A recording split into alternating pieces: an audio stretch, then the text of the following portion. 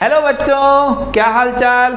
सबसे पहले पिछली जो क्लास थी उसके अंदर हमने पढ़ा था कि ऑर्गेनिक कंपाउंड का फॉर्मूला जो है वो कैसे बनाना है। तो कार्बनिक यौगिकों या ऑर्गेनिक कंपाउंड के जो फॉर्मूलाज थे, सबसे पहला फॉर्मूला था मॉलिक्यूलर फॉर्मूला, दूसरा जो था कंडेंस्ड स्ट्रक्चरल फॉर्मूला, तीसरा एक्सपेंडेड स्ट्रक्चरल फॉर्मूला और चौथा जो है वो बॉर्डर लाइन नोटेशन था। उन चार फॉर्मूला से हम ऑर्गेनिक कंपाउंड को बना सकते हैं। आज की जो क्लास है उसके अंदर हम पढ़ने जा रहे हैं ऑर्गेनिक कंपाउंड का क्लासिफिकेशन या वर्गीकरण। तो सबसे पहले अगर बात की जाए कि ऑर्गेनिक कंपाउंड जो है वो दो टाइप के होते हैं। एक तो ऐसे कंपाउंड जिनके अंदर कोई भी रिंग प्रेजेंट नहीं होती है, तो उनको क्या बोला जाता है, अचक्रीय यानी कि एसाइक्लिक, यानी कि यहां पर कोई भी कार्बन कार्बन के बीच में जो रिंग है प्रेजेंट नहीं है। दूसरा, इन्हीं को ही ओपन चेन कंपाउंड बोला जाता है और इन्हीं कंपाउंड को एक नया नाम दिया गया है जिसको बोला जाता है एलिफेटिक कंपाउंड्स। अब दूसरे ये कंपाउंड हो सकते हैं कि कार्बन कार्बन की जो चेन है वो आपस में जुड़कर एक रिंग का फॉर्मेशन कर ले। अगर वो रिंग का फॉर्मेशन करती है तो ऐसे कंपाउंड्स को साइक्लिक कंपाउंड या क्लोज चेन कंपाउंड या रिंग कंपाउंड्स बोला जाता है। ठीक है, तो ऑर्गेनिक कंपाउंड का जो बेसिक जो डिफरेंस है वो क्या है, इनको दो कैटेगरी के अंदर बांट दिया गया है। सबसे पहली कैटेगरी क्या है, एसाइक्लिक कंपाउंड, दूसरी जो कैटेगरी है वो साइक्लिक कंपाउंड्स के अंदर बांट दिया गया है। तो अब हम सबसे पहली जो कैटेगरी है उसकी बात करें तो इनके अंदर क्या है, इनके अंदर कहीं भी कोई रिंग प्रेजेंट नहीं है। तो हम ये बोल सकते हैं कि यहां पर कार्बन तथा कार्बन कार्बन के बीच में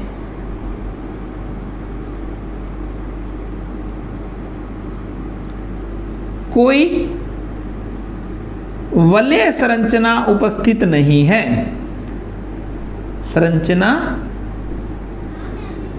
उपस्थित नहीं,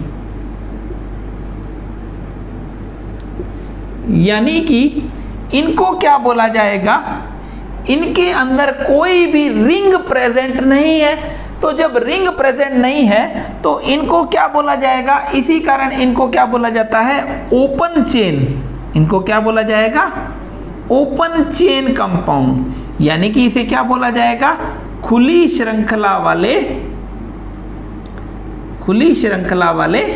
यौगिक, खुली श्रृंखला वाले यौगिक कहा जाता है। हालांकि इनके अंदर जो है ब्रांचिंग प्रेजेंट हो सकती है। तो इन यौगिकों के बीच में जो है ब्रांचिंग प्रेजेंट हो सकती है। दैट मीन्स यहां पर एक से ज्यादा शाखाएं उपस्थित यहां पर हो सकती है। जैसे अगर आप एग्जाम्पल की बात करें तो यहां पर एग्जाम्पल की अगर बात करें तो ये तो जा रहा है ब्यूटेन, यहां पर कोई भी ब्रांच प्रेजेंट नहीं है। तो यहां पर इसका फॉर्मूला, और दूसरा अगर आप इसको ऐसे बनाएं तो यहां पर जो ब्रांच है एक ब्रांच शाखा निकली हुई है। ठीक है, तो इनके अंदर ब्रांचिंग जो है वो प्रेजेंट हो सकती है। ठीक है ना। तो आप इसका जो फॉर्मूला बनाएंगे तो आप इस तरीके से बनाएंगे। ठीक है ना। तो ऐसे कंपाउंड्स जिनके अंदर कोई भी रिंग प्रेजेंट ना हो तो ऐसे कंपाउंड को क्या बोला जाता है, एसाइक्लिक या ओपन चेन कंपाउंड, या फिर इन्हें क्या बोला जाता है, एलिफेटिक कंपाउंड्स बोला जाता है।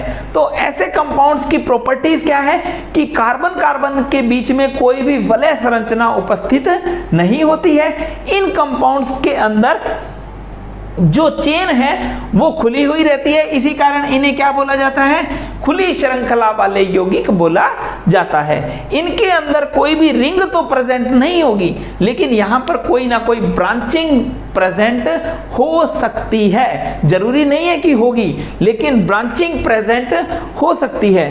तो इनको क्या, इसको क्या बोला जाता है, एन ब्यूटेन, इसे क्या बोला जाएगा, आइसोब्यूटेन। ये हम आगे की बात करेंगे, लेकिन यहां पर आपको इतना पता होना चाहिए कि ऑर्गेनिक कंपाउंड को दो पार्ट्स में डिवाइड किया गया है। सबसे पहला पार्ट क्या है, ऐसे कंपाउंड जिनके अंदर कोई भी रिंग प्रेजेंट नहीं है, कि यहां पर जो कार्बन की चेन है वो या तो सीधी चलती जाएगी या फिर उनके अंदर से ब्रांचिंग जो है वो निकलती जाएगी। ठीक है, तो ऐसे कंपाउंड्स को हम क्या बोलते हैं, एसाइक्लिक। एसाइक्लिक क्यों बोला जाता है, क्योंकि इनके बीच में कोई भी रिंग प्रेजेंट नहीं है, इसी कारण इनको क्या बोला जाता है, ओपन चेन कंपाउंड भी बोला जाता है। और इनका जो सबसे फेमस नाम है वो क्या है, एलिफेटिक कंपाउंड इनको बोला जाता है। ठीक है, तो पहले हम इनके बारे में डिस्कस करते हैं कि एलिफेटिक या एसाइक्लिक कंपाउंड कितने टाइप के, आगे कितने फर्दर टाइप्स में डिवाइड किए गए हैं। तो हम पढ़ते हैं इनको।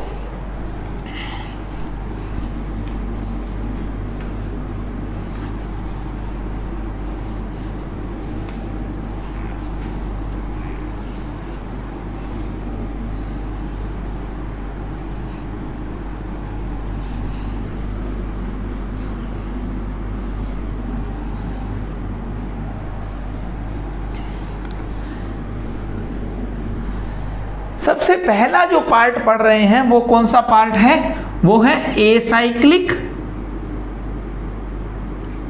या फिर इसी बोला जाता है ओपन चेन, या फिर इसे क्या बोला जाता है, एलिफेटिक कंपाउंड्स। ठीक है, इन्हें क्या बोला जाएगा, एलिफेटिक या फिर एसाइक्लिक या फिर ओपन चेन कंपाउंड्स इनको बोला जाएगा। तो ये जो acyclic, open chain, aliphatic compounds है, इनकी जो खास बात थी वो हमने पढ़ी कि इनके अंदर कोई भी रिंग प्रेजेंट नहीं होगी। इनके अंदर क्या प्रेजेंट होगा, इनके अंदर कार्बन की जो चेन है वो सीधी चलती जाएगी, और सीधी चलती जाने के साथ ही क्या प्रेजेंट होगा, यहां पर ब्रांचिंग प्रेजेंट हो सकती है। तो ये जो ओपन चेन कंपाउंड्स हैं वो आगे दो कैटेगरीज में डिवाइड किए गए हैं। कौन कौन सी कैटेगरी में,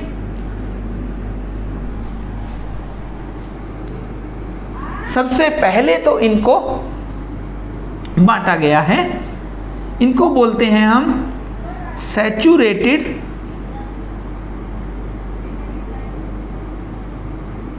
या इनको बोला जाता है संतृप्त यौगिक। सैचुरेटेड कंपाउंड या संतृप्त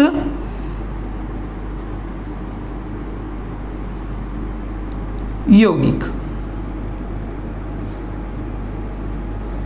संतृप्त यौगिक क्या होते हैं, तो संतृप्त यौगिक ऐसे यौगिक होते हैं जिनके अंदर क्या प्रेजेंट हो, केवल इनमें जो है, इनमें कार्बन तथा कार्बन के मध्य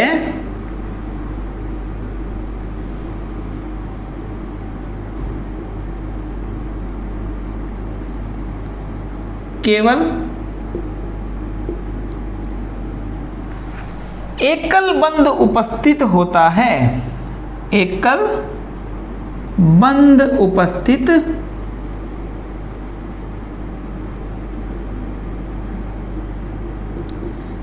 एकल बंध क्या होता है, सिंगल बॉन्ड, कार्बन कार्बन के बीच में क्या प्रेजेंट होगा, सिंगल बॉन्ड प्रेजेंट होगा। ठीक है, तो यहां पर कार्बन कार्बन के बीच में कोई भी पाई बॉन्ड प्रेजेंट नहीं होगा, इस कारण ऐसे यौगिकों को क्या बोला जाता है, संतृप्त यौगिक बोला जाता है। तो संतृप्त यौगिकों की डेफिनेशन की अगर बात आए तो संतृप्त यौगिक कैसे होंगे, जिनके अंदर कार्बन कार्बन के बीच में कोई भी द्विबंध या त्रिबंध उपस्थित नहीं होता है। तो ऐसे सैचुरेटेड कंपाउंड्स जो हैं उनका एग्जाम्पल जो है हो जाएगा एल्केन्स, इन्हें बोला जाएगा एल्केन। ठीक है, तो एल्केन कैसे कंपाउंड है, तो आपको ये बताना है एल्केन क्या है। एल्केन सैचुरेटेड, एसाइक्लिक या एलिफेटिक कंपाउंड्स है। ठीक है, तो ओपन चेन वाले कंपाउंड्स हैं जिनके अंदर क्या होगी, ब्रांचिंग हो सकती है, लेकिन यहां पर कोई भी रिंग प्रेजेंट नहीं होगी। ठीक है, तो सेकंड अगर हम बात करें तो ये दो टाइप, ये जो है अनसैचुरेटेड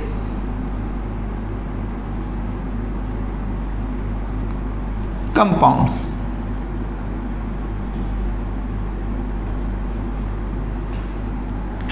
या इसे बोला जाता है असंतृप्त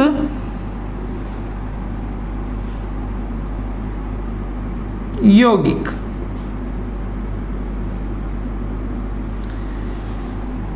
असंतृप्त यौगिक वो होते हैं यदि यौगिक में कम से कम, यदि यौगिक में कम से कम एक डबल बॉन्ड, एक द्विबंध या त्रिबंध उपस्थित होता है, तो ऐसे यौगिकों को क्या कहा जाता है, अनसैचुरेटेड कंपाउंड्स, या इन्हें बोला जाता है असंतृप्त यौगिक। ठीक है, तो ये जो असंतृप्त यौगिक हैं वो आगे दो डिवाइड किए जाएंगे, कौन कौन से में, इनके जो एग्जांपल्स हैं वो हो जाएंगे, एक तो एल्कीन और एक हो जाएंगे एल्काइन।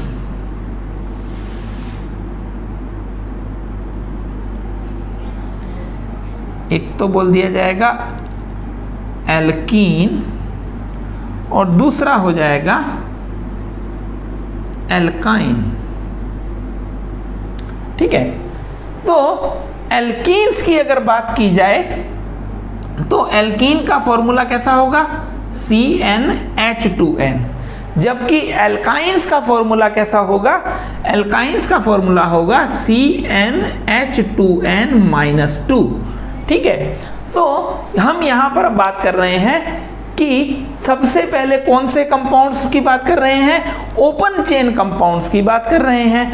ऐसे कंपाउंड्स जिनके अंदर कोई भी कार्बन कार्बन के बीच में रिंग प्रेजेंट ना हो, तो ऐसे कंपाउंड्स को क्या बोला जाता है, ऐसे कंपाउंड्स को बोला जाता है एलिसाइक्लिक कंपाउंड्स।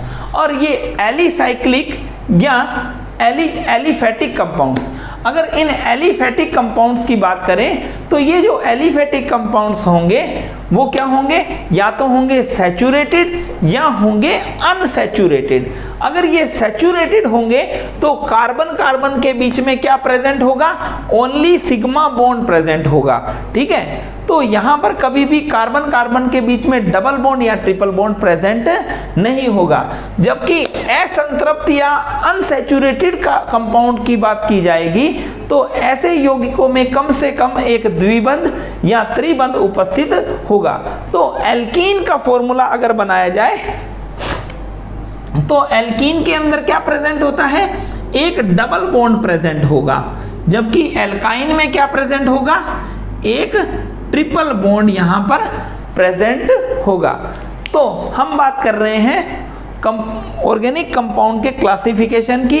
ऑर्गेनिक कंपाउंड कितने टाइप के होंगे, ऑर्गेनिक कंपाउंड या तो होंगे ओपन चेन कंपाउंड या फिर होंगे क्लोज चेन कंपाउंड। अगर ओपन चेन कंपाउंड्स की बात की जाए तो ओपन चेन कंपाउंड्स ऐसे कंपाउंड्स होंगे जिनके अंदर कोई भी रिंग प्रेजेंट नहीं है। और जब रिंग प्रेजेंट नहीं है तो वो दो टाइप के होंगे, कौन कौन से, कि पाई बॉन्ड भी प्रेजेंट नहीं है तो उनको बोल दिया हमने सैचुरेटेड कंपाउंड। अगर पाई बॉन्ड प्रेजेंट है तो उन्हें क्या बोल दिया जाएगा, अनसैचुरेटेड कंपाउंड्स। अनसैचुरेटेड कंपाउंड्स के अंदर एक पाई बॉन्ड है, एक पाई बॉन्ड है, एक सिग्मा बॉन्ड है, यानी कि डबल बॉन्ड है तो उसे क्या बोला जाएगा, एल्कीन्स। लेकिन अगर ट्रिपल बॉन्ड प्रेजेंट है तो उसे क्या बोला जाएगा, एल्काइंस बोला जाएगा।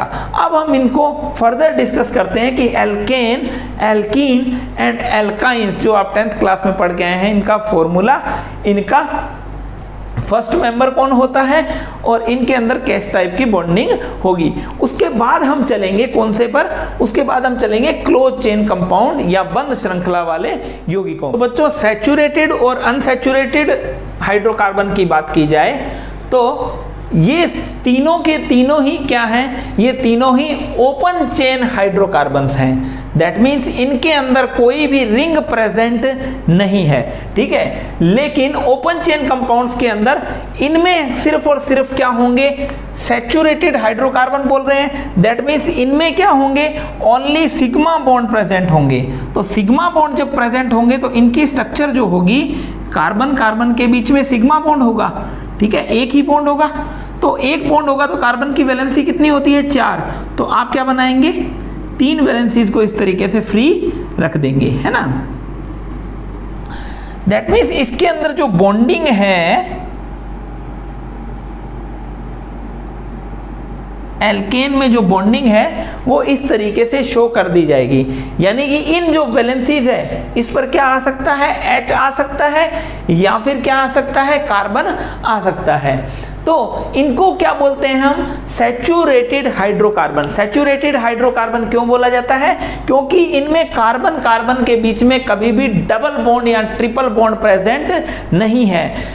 अगर कार्बन कार्बन के बीच में डबल बॉन्ड या ट्रिपल बॉन्ड प्रेजेंट होता है तो उन्हें क्या कहा जाएगा, अनसैचुरेटेड हाइड्रोकार्बन्स।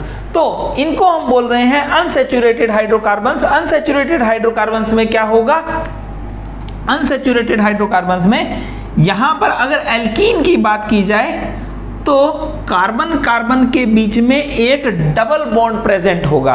और हम जानते हैं कि अगर एक डबल बॉन्ड या द्विबंध उपस्थित होता है तो एक सिग्मा बॉन्ड होता है और एक कैसा बॉन्ड होता है, पाई बॉन्ड होता है।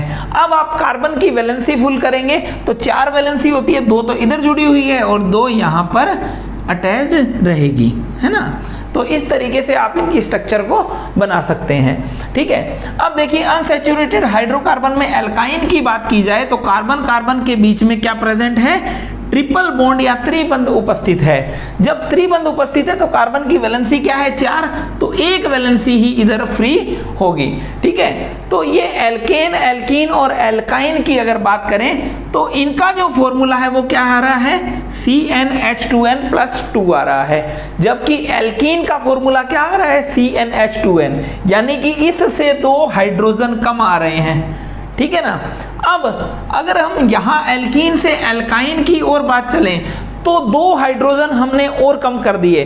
दैट मीन्स हम इससे समझे क्या, हम इससे ये समझे कि जैसे जैसे एक बॉन्ड बढ़ता जाएगा, एक पाई बॉन्ड इंक्रीज होगा, वैसे वैसे 2 हाइड्रोजन क्या होते जाएंगे, कम होते जाएंगे जनरल फॉर्मूला के अंदर। तो अभी तक हमने जो पढ़ा है वो क्या है, ओपन चेन हाइड्रोकार्बन या ओपन चेन कंपाउंड्स के बारे में पढ़ा है। ऐसे कंपाउंड्स जिनके अंदर क्या होता है, जिनके अंदर कोई भी साइक्लिक रिंग प्रेजेंट नहीं होती है। अगर मान लीजिए यहाँ साइक्लिक रिंग प्रेजेंट नहीं है तो इनको हम क्या बोलते हैं, एसाइक्लिक ओपन चेन कंपाउंड्स, ठीक है। इन्हें क्या कहा जाता है, एलिफेटिक कंपाउंड्स भी कहा जाता है।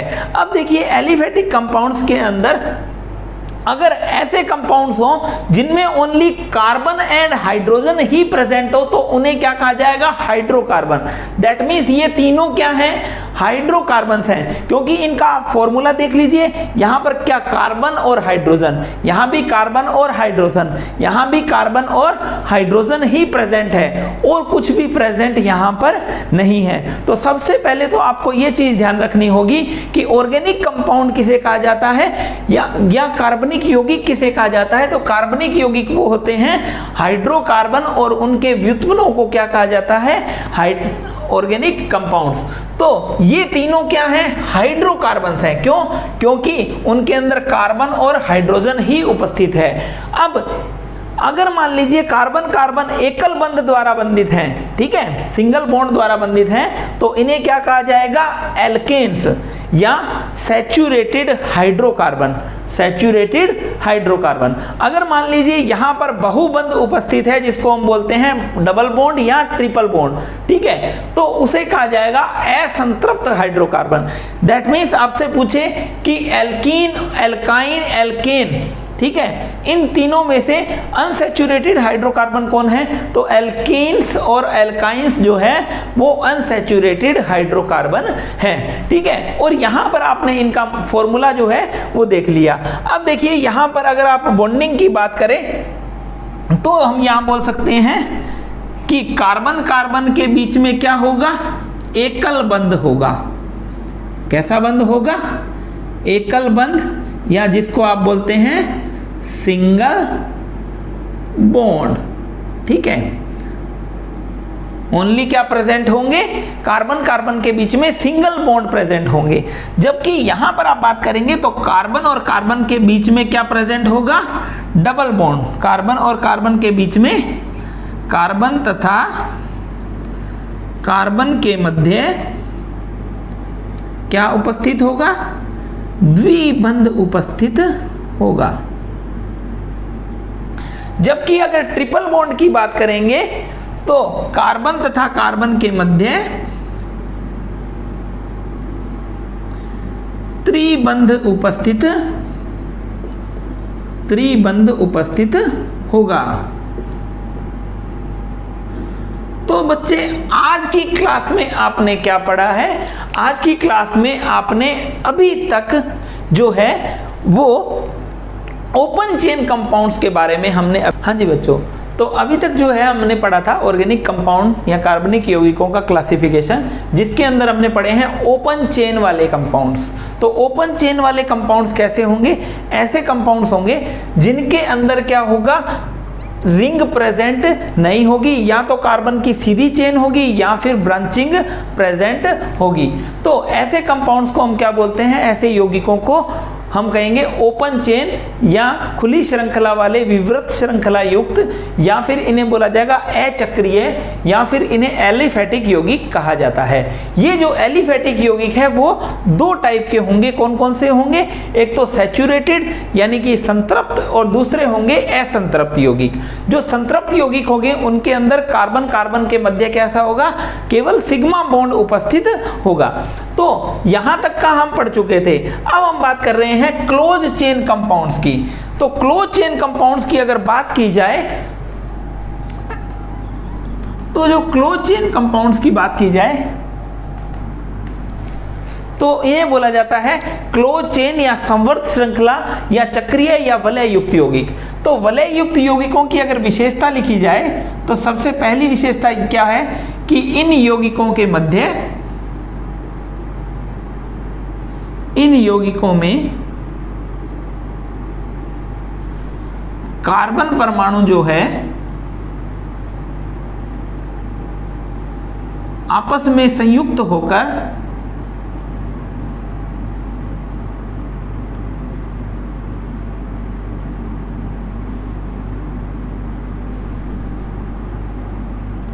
वलय का निर्माण करते हैं।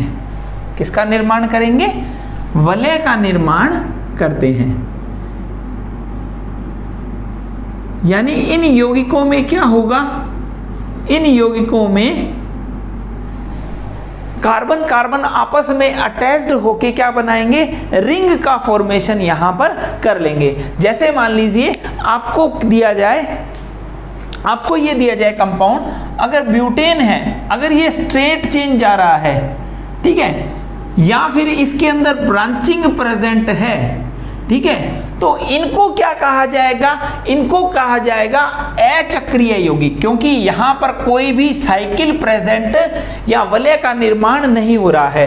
अगर मान लीजिए ये 4 कार्बन फिर से हम बना दें और इन पहला कार्बन जो अंतिम कार्बन से क्या हो जाए, अटैच्ड हो जाए, तो ये क्या बन जाएगी, एक रिंग नुमा संरचना का निर्माण हो जाता है।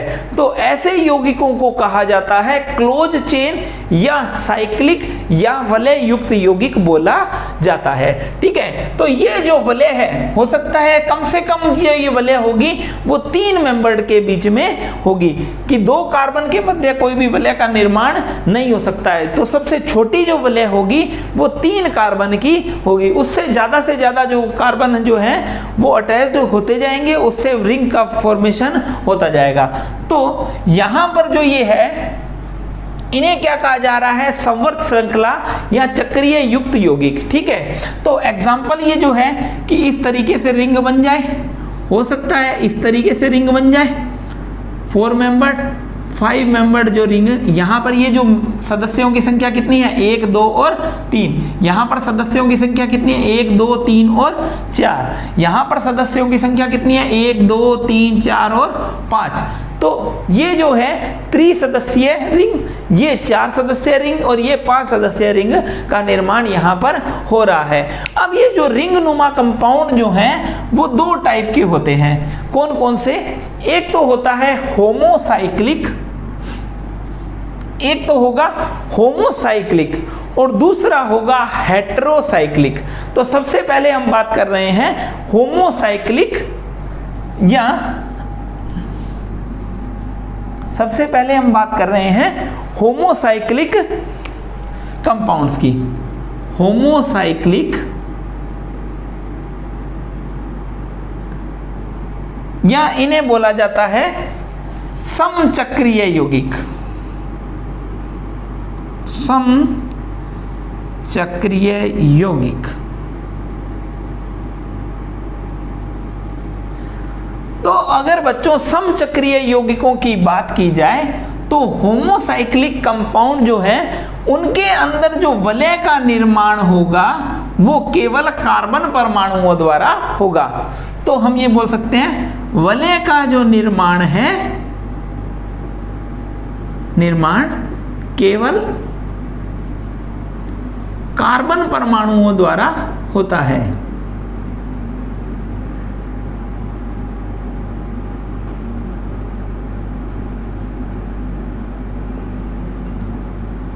कि वलय का जो निर्माण होगा वो केवल और केवल कार्बन परमाणुओं के द्वारा ही होगा। जबकि हेटेरोसाइक्लिक या विषम चक्रीय की बात करेंगे तो हेटेरोसाइक्लिक कंपाउंड्स के अंदर, हेटेरोसाइक्लिक यानी कि नाम से पता चल रहा है विषम चक्रीय, यानी कि जो चक्र जो है उसके अंदर विषम परमाणु उपस्थित होंगे। यानी कि जो वलय है, वलय में कार्बन परमाणुओं के अलावा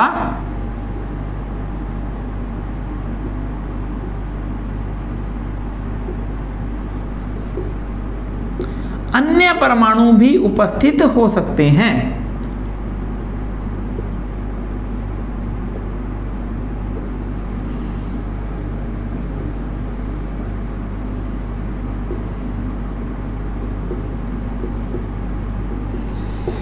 यानी कि ये जो मेजर डिफरेंस है, सबसे पहला तो क्लोज चेन कंपाउंड का ओपन चेन कंपाउंड से अगर आप डिफरेंस करना चाहें तो ओपन चेन यौगिकों में कभी भी कोई रिंग प्रेजेंट नहीं होगी, जबकि क्लोज चेन कंपाउंड्स के अंदर रिंग का फॉर्मेशन होगा। अब रिंग का जो फॉर्मेशन होगा तो वो भी क्या है, 2 पार्ट्स में डिवाइड होंगे। कैसे कि अगर रिंग में केवल कार्बन उपस्थित है तो उसे बोला जाएगा होमोसाइक्लिक या समचक्रीय यौगिक। अगर मान लीजिए रिंग में कार्बन के अलावा अनदर एटम्स या अन्य परमाणु भी उपस्थित हैं तो उसे क्या बोला जाएगा, हेटेरोसाइक्लिक बोला जाएगा। हेटेरोसाइक्लिक में कार्बन परमाणुओं के अलावा अन्य परमाणु भी उपस्थित हो सकते हैं। अब हम बात करते हैं होमोसाइक्लिक में एलिसाइक्लिक। तो अगर हम इसकी बात करें तो अगर इनकी बात की जाए तो एलिसाइक्लिक और एरोमेटिक में क्या फर्क है, तो इनके जो गुण हैं वो अचक्रीय यौगिकों जैसे होते हैं। इनके गुण कैसे होंगे, अचक्रीय यौगिकों जैसे गुण होते हैं। तो इनके अगर एग्जाम्पल की बात की जाए इनकी जो प्रॉपर्टीज होगी वो अचक्रीय यौगिकों जैसी होगी। तो एलिसाइक्लिक यौगिकों के एग्जाम्पल की अगर बात की जाए,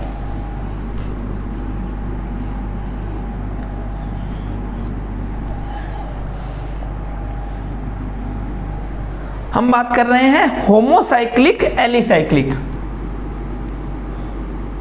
एलिसाइक्लिक और होमोसाइक्लिक। तो इनमें क्या होगा, इनके जो गुण होंगे वो कैसे होंगे, अचक्रीय यौगिकों जैसे, जो कि कौन थे, एल्केन, एल्कीन और एल्काइन जैसी इनकी प्रॉपर्टीज होगी। तो होमोसाइक्लिक का मतलब क्या है कि केवल कार्बन परमाणु का ही उपस्थित इसके अंदर होंगे। तो अगर इनके एग्जाम्पल की बात की जाए तो कार्बन परमाणु की चेन बना दीजिए,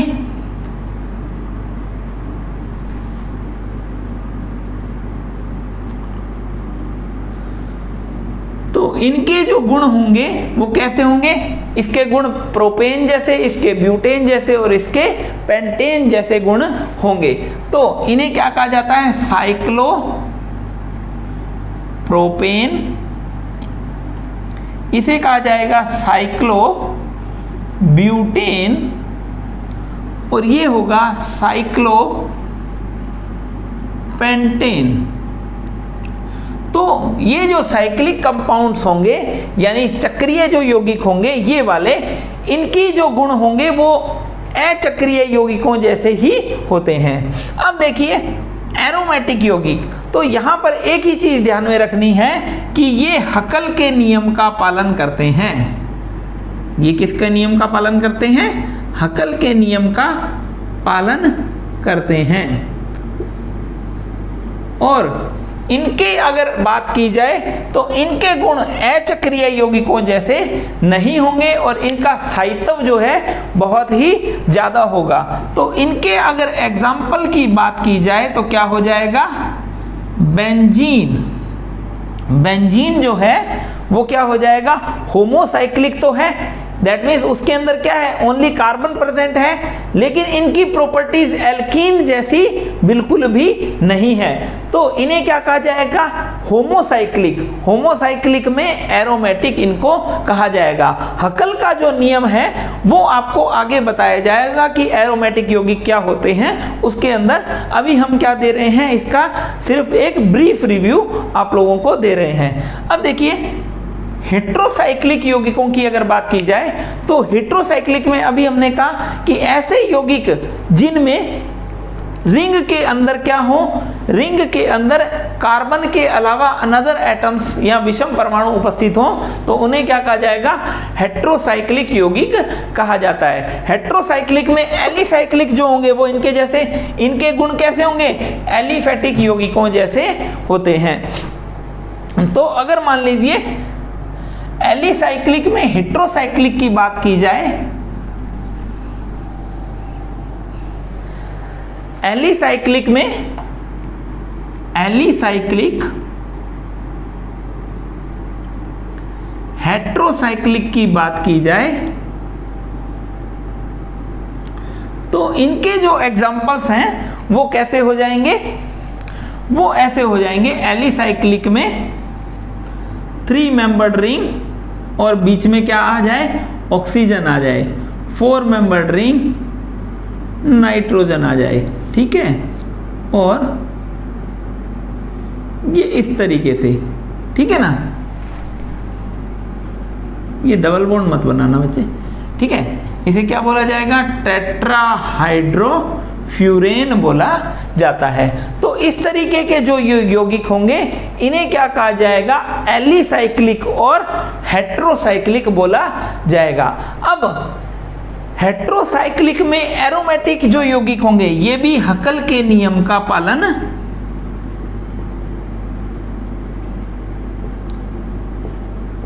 करते हैं, ठीक है। तो इनके जो गुण होंगे वो एलिफेटिक जैसे नहीं होंगे। और इनको अगर बात की जाए कि एरोमेटिक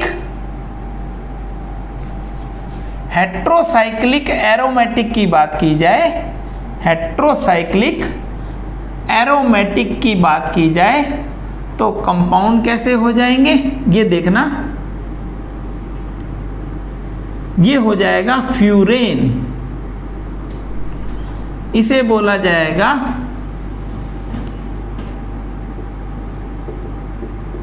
पायरोल।